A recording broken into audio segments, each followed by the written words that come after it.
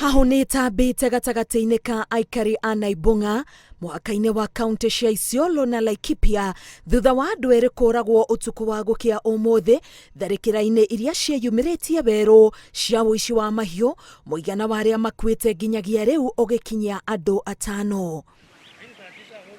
Afitha Eeri ogiteri aria mari na ukuru wa miaka 52 o mundu merikanite marahithukiirwo ni ekinai aya riri mararangire mahiu makiria ya 500 itura-ini riri thutha wa muhuhu gutamba ati kuri tharikira irigirirwo gutafanio.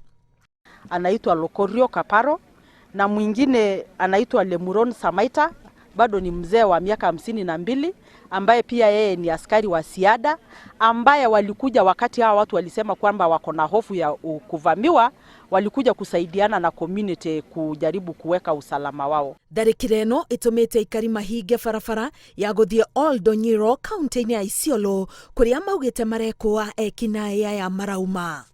Metokezea saidi ya kawaida, hiyo ni Isiolo kaunti, na hao watu wamesoea kutokezea bandei na mimi sijui njia yao iko wapi hapa. Aikari riu maroria thirikari kugathika ceceni ya borithi. Aikari riu maroria thirikari kugathika ceceni ya borithi muhaka-ini uyu niguo kumateithura tharikira-ini ta ici.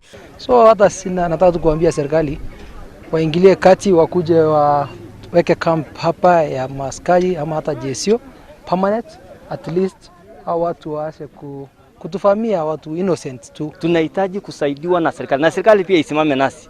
Sio watu wakuja tu atuchambulie, atuwatumie uwezo wao wote paka nguvu ndio ishe, ndio watu wache. Hapana, tunataka kusuliwa kabla kufika. Saa hii tunasikia wako wengine sijui 40 iko wapi, tunapigiwa simu wengine sijui wako hapa wanakuja, na hivyo jana tu ilikuwa jana mchana yote.